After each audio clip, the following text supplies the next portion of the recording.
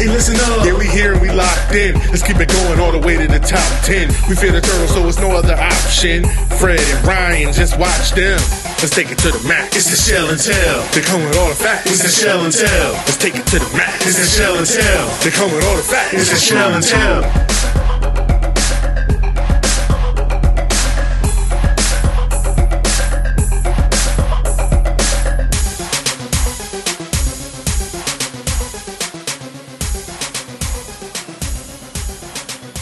All right, so we got a very special guest here. Mr. Marty McNair has joined us to tell us a little bit about what's going on with the Jordan McNair Foundation. Welcome, Marty. Hey, Ryan. Thank you for having me. Yeah, no problem. I guess the audience needs to kind of know a little bit of background about how this came about. For the people that have been listening a while, they know that we had Mr. Ellis McKinney on after he graduated. And it was during the time where you were putting out a book for Jordan, Can My Child Play?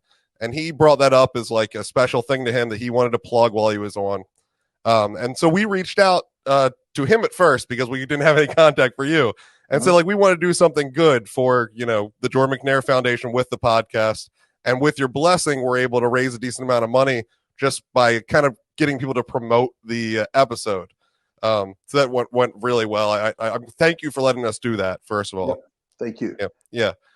So then after that, I got my copy of the book and read the book and reached out and told you, like, I'm not a reader. I like this format. I like to listen. I listen to lots of educational podcasts on top of sports stuff, but I don't read. It's not my thing. I read that book in one day. Straight through. It really was like me and you were sitting at a bar and you were telling me your story. That's how I saw it. Right. So we've been talking about this for a while. And Marty's finally was at a place where he was willing to come on and was able to have a conversation. You got some big things going on, right? Yeah, actually we do. And, you know, Ryan, like I said, you know, when your review really of the book was just like the best, man, because, you know, like you said, you know, I think your words were, you know, you felt like we had met at Starbucks and we just sat there and talked for hours and I just told you our story. Yeah. And, you know, one of the things I want to go ahead and shout out to Ellis McKinney, the third, you know, it's a junior, his dad's a junior. And, you know, one good thing about Ellis, what a lot of people really didn't know, man, was that, you know, Ellis and Jordan grew up together. And Ellis, I always joke Ellis, because Ellis was the quarterback on their 5'7" flag football team. And Ellis used to live down the street from us. And, you know, clearly he and Jordan, you know, were really good friends or almost like brothers. And I always asked Ellis really to kind of look out for Jordan. When he got to McDonough, you know, Ellis just always had a different level of maturity, you know, always to be a young person. And I always asked him to kind of look out for Jordan when he was at McDonough in high school. And then, of course, when he got to Maryland, you know what I mean, I'd asked him. And, you know, when this kind of went down, Ellis was the first person that really stepped up, you know, with some integrity as a teammate and a brother, really, to, you know, we saw some injustices. And he spoke up for Jordan. And really kind of, you know, let some light on really what really did happen that day that Jordan went down. So, you know, I applaud Ellis and the McDonough guys that were at Maryland at the time, and you know the rest of those brave souls that really stepped up to you know, help a teammate out. Yep. Yeah, I mean, nothing surprises me about that other than maybe the fact that he was a quarterback, because at that time he was a real big man. But as we've seen. Yeah. And we've seen him, he's slimmed down pretty quick. Ellis's diet plan's on point. Yeah, I gotta get him to talk to me a little bit. How about that? Yeah, he shed all the weight, right? How about that? Yeah, but I mean, you're talking about, you know, I would not surprise me if the future president of the United States standing there. So the extra level of maturity does not shock me. Yeah, his future is very, very bright. And the interesting thing was, you know, when Ellis graduated, you know, I tell people all the time, you know, beyond the fact that Ellis wrote the foreword for Can My Child Play, but we offered Ellis the first executive director's position at the Jordan McNair Foundation. He just had a lot of choices. It was either, you know, going to NFL, go to law school, or Jordan McNair Foundation executive director. And, you know, clearly, you know, he chose law school. So I think that, you know, those cards were lined up for him all along. Yep. Great young man. I consider him to be my son as well. Yep. Yeah, I mean, I always told Fred this many times and said he's going to be successful in whatever he decides to do. Of course. Absolutely. So then you talked about a little legal. There's some legal things going on with the Jordan McNair Foundation. Tell me what's going on there. Yeah, so one of the things, like right now, man, we've made a lot of progress throughout the start of the foundation, man. And the purpose, let me tell everyone, the reason we Absolutely. started the reason we started the foundation was um, from the very first time that Jordan was being recruited, and when we decided to go to Maryland, the coaches came a few days before signing day, and they were at Jordan's house. We were sitting there at the kitchen table. And, I, like every other parent in America, my only concern was I asked two questions. Can Jordan get a job, or can he get some playing time? I'm the typical father. And, I asked another question regarding, in the event that, overall for all students at the time, what was the support systems, or what systems were in place in regards to mental health, substance abuse, things like that young people experience? And those were literally my two questions. So when Jordan got injured, I didn't think to ask, what type of emergency action plans you have in place in the event that my child gets hurt. Who's going to do what? Will the school still honor his scholarship and things like that? I didn't know any of these things. I just assumed that, in the event that anything, you never think your child's going to get hurt. But when Jordan got hurt or he went down, our questioning really didn't start until we got to the hospital. And of course, you want to know what happened. And you ask certain individuals, hey, has this ever happened on your shift or your watch and things like that? But one of the things while Jordan was fighting for his life those 2 weeks, and I talk about this in my book, was, what did we miss? And Tanya and I, his mom, we just kept asking, like, we missed something. Like, what did we miss? And if we don't know these things, how many parents in America don't know these things? Because I didn't know what a heat stroke was. I didn't know what a heat-related injury was. I didn't know the severity of one. Let me rephrase that. And I didn't know that it could be tragic. I thought that if you just got hot, you went in the sun, literally you got some shade, you cooled down with some water. I didn't know that, when your body temperature goes above 104 degrees, you got a certain window of time really to, act to get it cooled down. But if you don't, literally your core temperature is like being in a microwave oven and all your organs start to cook. So that's how we went from a healthy guy Tuesday morning to an emergency liver transplant Friday afternoon. And it happened really, really quick. So, but again, we just kept asking ourselves, hey, if we don't know these things, how many other parents? And I wasn't really aware of the young men that had passed as a result of the same type of injury, always on conditioning drills, first 2-3 days of camp or conditioning drills that go down from this type of injury since the year 2000. And Jordan may have been 31, the 31st kid. And I was like, I never heard of the first 30. And it was just something that, really like, we wanted to get in front of. And I think, we were really optimistic all the way up until Jordan passed June the 13th of 2018. We were optimistic all the way up until June the 11th.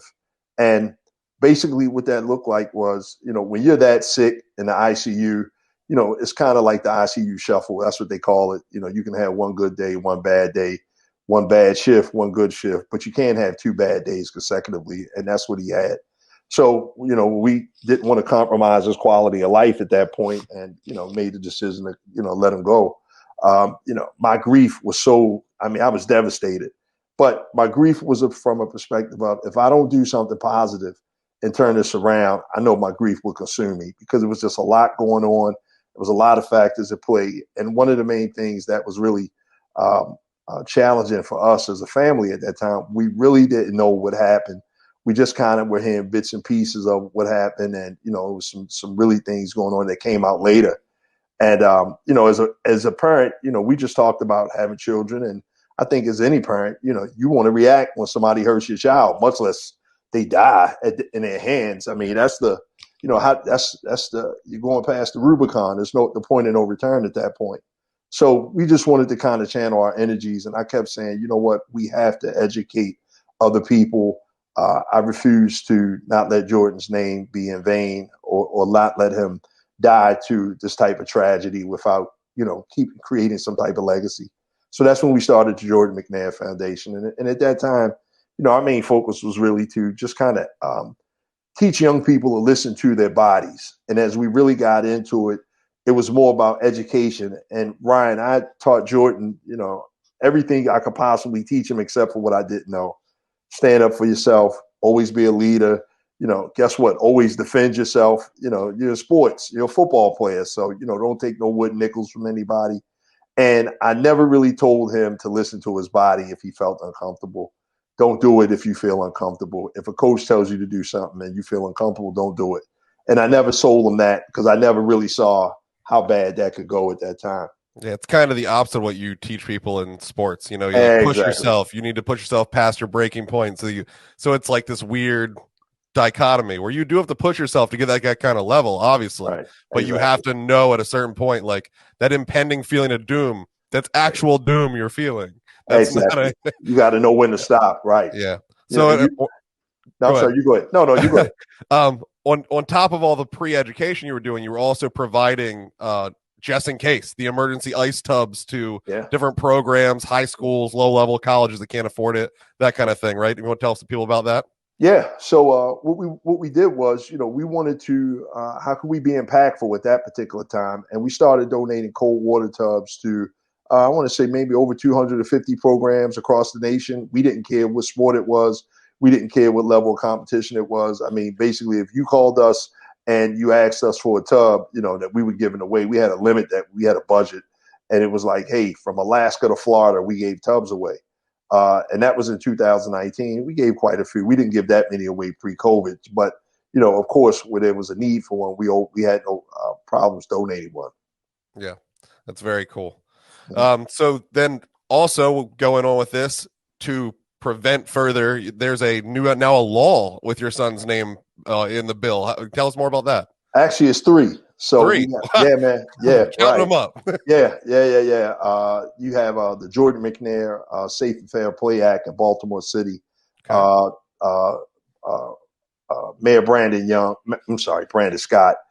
He was president of a city council at that point. And basically what that bill does in Baltimore City is that bill basically trains anybody. So we partnered with Parks and Recreation and the Department of Social Services. And basically any type of AAU program that uses Parks and Recreation's facilities for any types of games, practice, they have to be trained on all types of emergency action plans, all types of emergency equipment. So where we come into that is our specialty is heat-related injuries, but they need to be trained on heat-related injuries, CPR, cardiac arrest, how to use an AED machine, and the signs and symptoms of any type of child abuse with social services.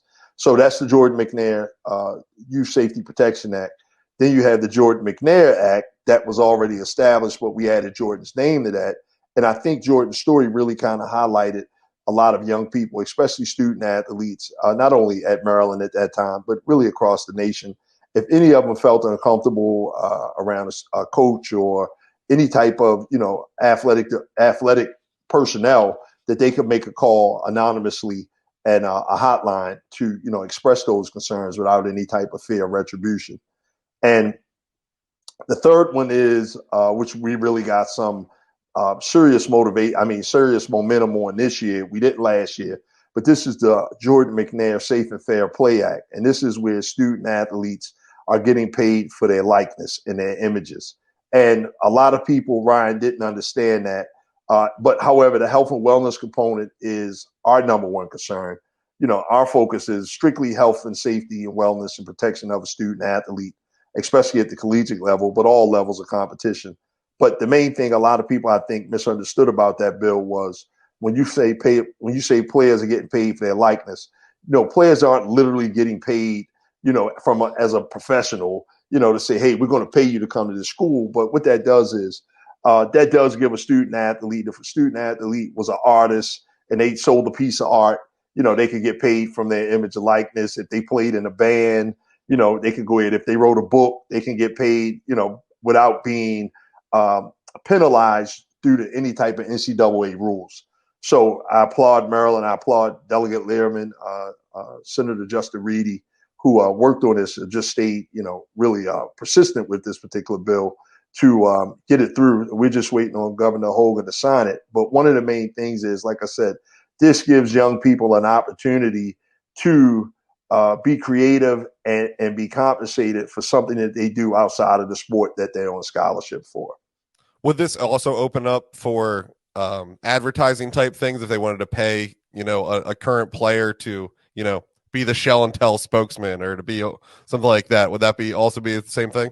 Yes, and yeah, it varies. So we're on the same lines, but I think that keep in mind, one of the things is look at the percentages of young people that actually make it to the professional level of competition, and Tiny. it's very tiny. So it's not like you're really going to have a whole squad. I mean, I would love to see some college send that many kids if they had that opportunity, or multiple people if they had an opportunity. But it's not like you're really saying, okay, we got 10 kids over here and we're paying all of them to be in a video game. I think as a parent, and I speak for all parents of student athletes, you send your child away to college for them to return better than they were when they left. And that's, academically, ready for the world, emotionally, spiritually, things like that. And they're ready for the work. They're ready for, the world from a different level of preparation. You don't send your student athlete away for them not to come back. For them to die, or come back from a perspective of they had a negative experience that may have impacted their life negatively for the rest of their life through any type of adult. So again, this is what protects them. Guess what? This bill also protects student athletes. Guess what? If they return to play, hey, if a student athlete isn't ready to play, isn't ready to return, they don't have to return. How many times have we seen coaches throughout the years that, hey, you can go back and play, where in reality, this kid may be seriously injured. And, as a young person, they buy into a student athlete. They'll buy into the concept of saying, hey, I just want to play. I know I'm injured, but I want to play. And these type of things, these type of protections are put in place with this law to prevent those things from happening. Yeah, it's definitely a step in the right direction. Mm-hmm. Well, I mean, you bring up again losing your child. Obviously, one of the reasons that we couldn't speak originally was that there hadn't been a settlement reached with University of Maryland. No amount of money ever brings back a child, but you also went past that money and you got into, again, more good in the future and partnered with Maryland to make sure that you continue to see progress there and hopefully other places. Want to tell us more about the rest of the settlement, the partnership part of it? Yeah. So of course, it's public information that, we settled from earlier this year for not a disclosed amount. I mean, it was a public amount. But one of the main things that you just said, of course, there's no monetary value that replace the loss of a loved one, especially a child.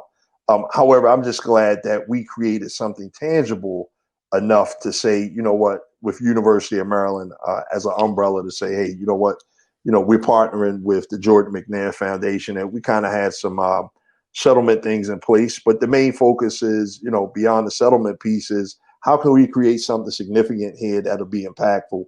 And what I mean by that is, I'd like to see a Jordan McNair Institute and play at University of Maryland. I think that, since some changes have been made in the athletic department, especially, football team, you got Dr. Pines, you got Damon Evans, a wonderful athletic director, and, my very good friend and brother, Coach Loxley.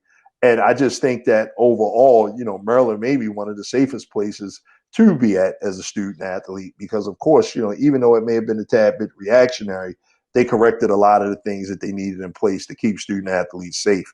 So I'm just glad that we had created something tangible in regards to the foundation that, whether we had partnered or not, we were still going to keep doing what we were doing. But I'm just glad that we did, because, this only really pushes the momentum to really kind of be more successful and impactful in the future. Yeah, from the outside looking in, we've actually had that conversation on the show before where it almost felt like an overcorrection to like this crazy level of safety to make sure nothing ever goes wrong. Yeah. And then they built it back to like where they could, it's a safe level, but we can still get things done at practice and do things, because when it first happened, I'm like, all right, well, someday we have to be able to run again. It's funny because I remember Ellis and I talked we used to talk every week. He just kept me as much as just the same as I kept him. And I'd always ask him like how the coach is treating everybody, and because I never stopped being a father that cared. And again, and even when people ask me, how do you do business with Maryland? I mean, why not? If Jordan was still there, I still got to keep his legacy going. But I remember Ellis was telling me one time, he was like, all the coaches are like yoga instructors right now, and I'm like, I wonder how long that's going to Yeah. last. But, Yeah. that was the temperament at that particular time, what needed to be done.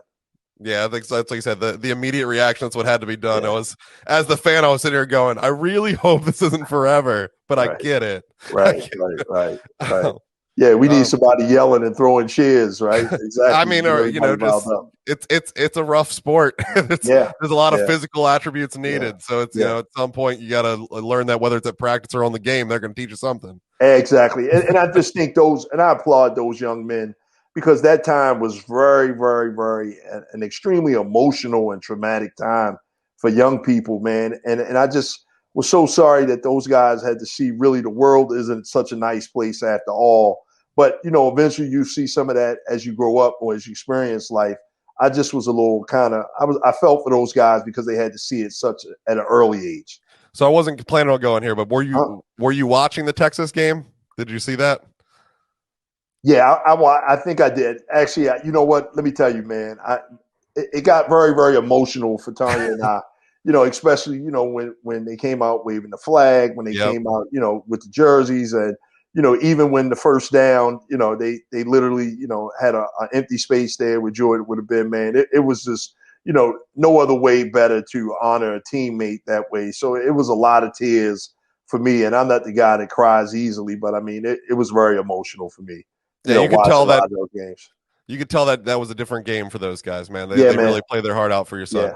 Yeah, yeah. I was talking to someone yesterday, and I was talking about how we, lost to Ohio State by 1 point, and I'm like, you know what? I just think that those guys played their hearts out that year. That was an emotional victory. So to me, that was a victory just the same. Yeah, I So, mean the number of wins didn't show quite how great that year was because yeah, there were so many times where they were playing above and beyond what they different type of probably should have motivation at been. that time. Exactly. Yeah. Correct. Totally agree. So they also is a Jordan McNair scholarship. Is that want to tell me what that's about? Yeah. So what we did was, initially, early on, what we did was, we've always, tried to help young people out. That's what we do, and a lot of student athletes that may have, especially at McDonough, Jordan's alma mater, that were en route to college, and guys from the football team, and just young people in general.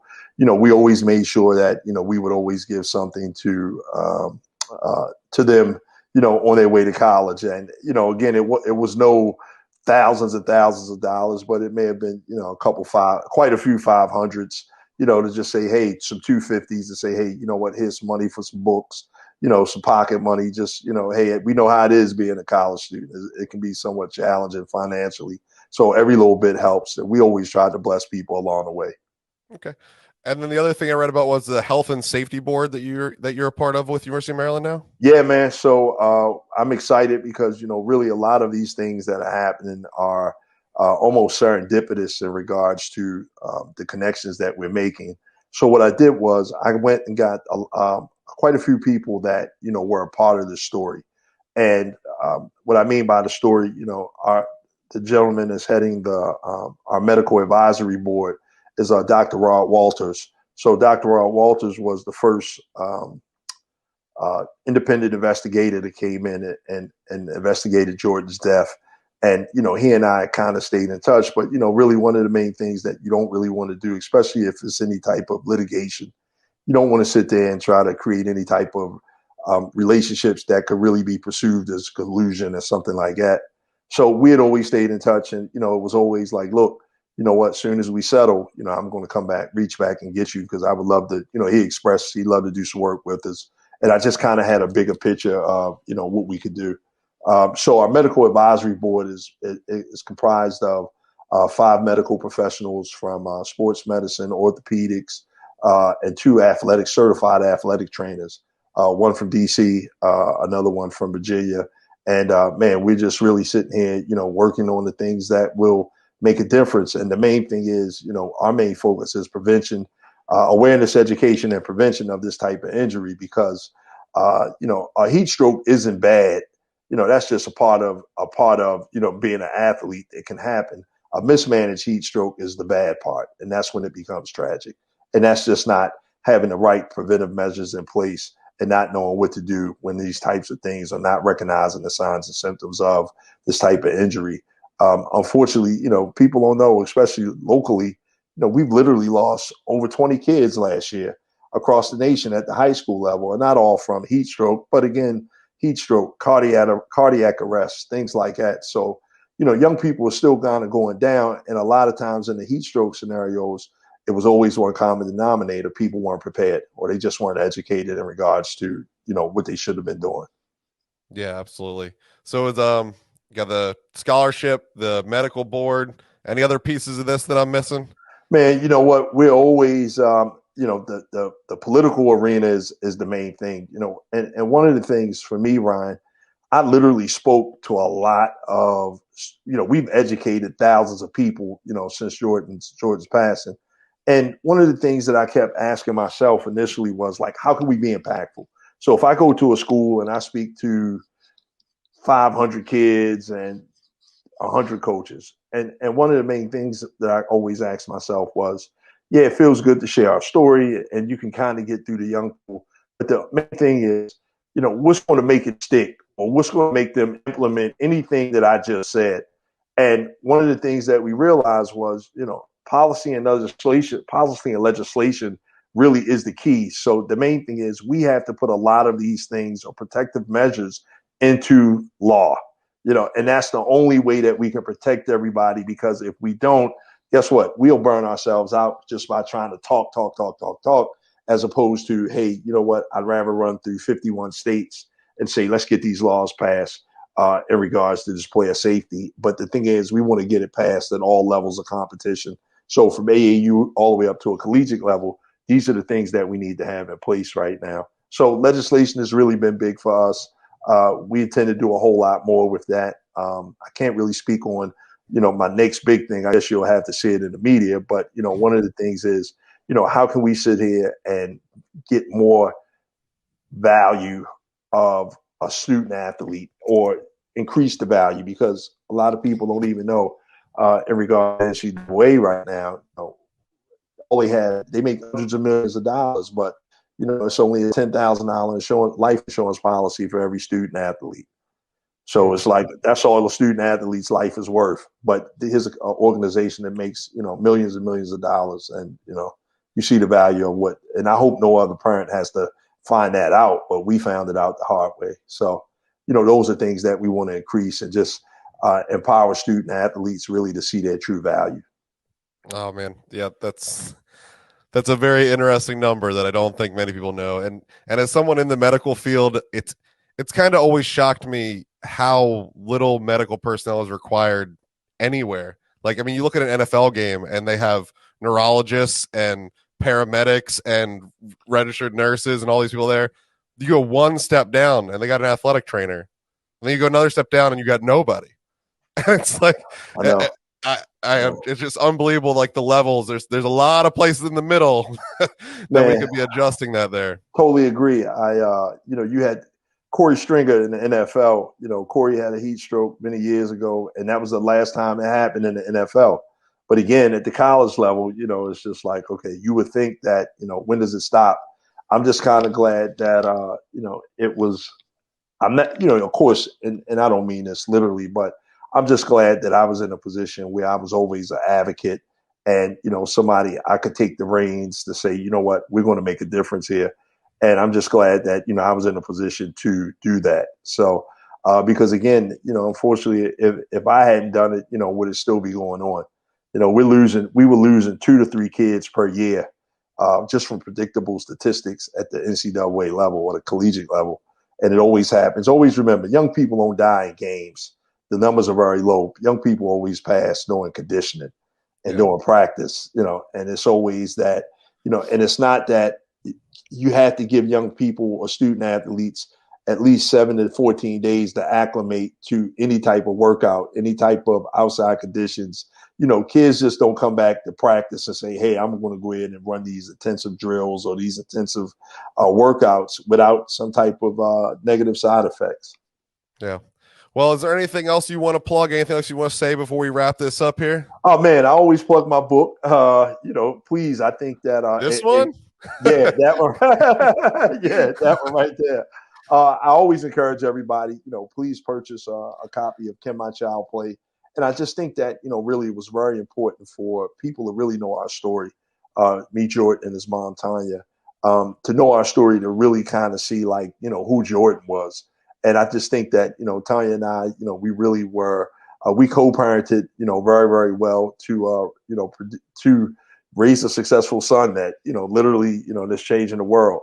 And then also, I just encourage everybody, please go to our website, the JordanMcNairFoundation.org.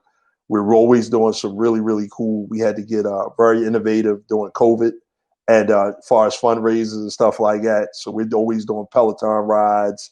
We're always doing something. But our biggest thing now, we have a cute doggy photo contest. So that's our next fundraiser. You can go on our website, on our social media pages to get more information. So if your listeners, you got a cute dog and you think he's cute and you think your friends will vote for him, please register, he or she to the contest. And please follow us on JordanMcNairFoundation.org, Facebook, Jordan McNair Foundation, Twitter, JMac Foundation, and Instagram, Jordan McNair Foundation. All right, man. Well, I can't thank you enough for joining us. And for such a tragic incident, I'm glad it ended this way. There could have been a lot of really negative ways for this to be. This could have been, negative for you, negative for the school, negative for everybody. And I think that the best really so far has been made out of it. I really hope it keeps going in that direction. And I can't wait to see what you guys got in store. Yeah. Hey, Ryan, and let me say this one more before I go. One of the main things, and you mentioned the term negative, and believe me, one of the main things that, I try to stay as optimistic as I can. And guess what? Me putting an ounce of negative energy would not bring Jordan back. Yeah. And that's the main thing. It's like, what? Why put that there when we can just use a lot of positive energy to save the life of someone else? Yeah. I think you've definitely done that. I think you'll continue to do that. Thank you, sir.